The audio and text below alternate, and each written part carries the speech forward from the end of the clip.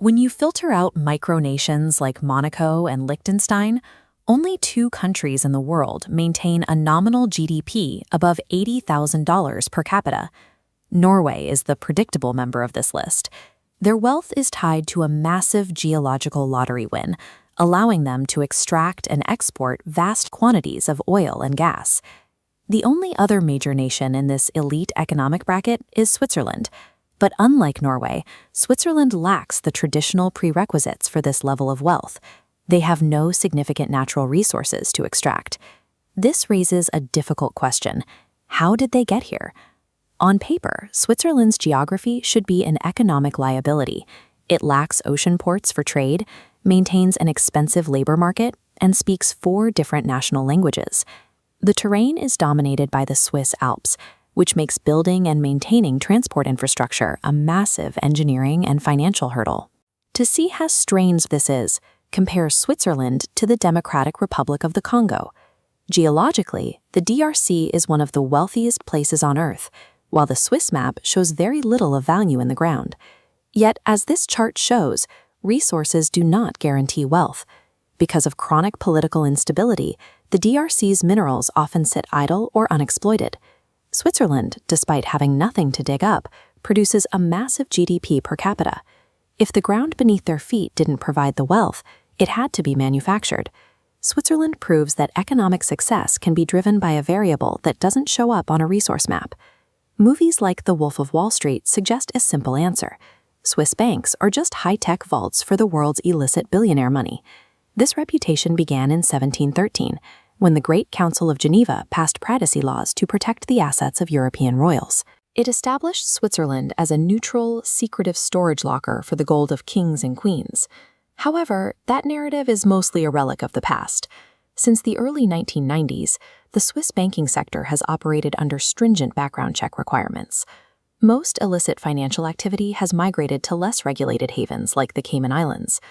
These jurisdictions offer similar privacy, but lack the rigorous origin of funds investigations that are now mandatory to open an account in Zurich or Geneva. While banking secrecy provided a historical head start, the modern Swiss economy is too large to be explained away as a simple hiding spot for dirty money. This graph of global interest rates highlights a strange reality. The Swiss central bank rate has historically dipped to negative 0.75%. This means depositors are not earning interest. They are paying a storage fee for the bank to hold their cash. The ultra-wealthy accept this because Switzerland offers a rare guarantee. Centuries of neutrality and stability mean their assets are shielded from global market collapses, foreign lawsuits, or political upheaval. Switzerland has successfully commodified confidence, turning an intangible sense of security into a structural economic asset. This reputation is so established that even the Bank for International Settlements, which serves as the bank for the world's central banks, is headquartered in Basel, Switzerland. In a volatile world, investors aren't always looking for growth. They are often willing to pay a premium for the certainty that their money will still be there tomorrow. While the global perception of Switzerland centers on finance, the data shows a more diverse economy. Banking and financial services actually only account for about 12% of the country's total GDP. The nation has taken the confidence asset it developed in banking and applied it to high-value physical exports. This is evident in the pharmaceutical industry. When consumers buy medicine or medical equipment, the primary driver of value is trust in the product's safety and precision, a specialty of the Swiss brand. It's the same for luxury watches. A few cents worth of steel becomes a $10,000 asset because of the trust placed in the Swiss-made label.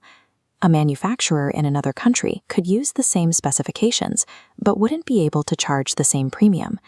This same dynamic draws international companies to set up their headquarters in Switzerland. They are buying into the country's long-term operational stability. Economics is often described as a study of spreadsheets and resources, but Switzerland shows it is a social science. They built one of the world's most successful economies, not by finding oil, but by converting human trust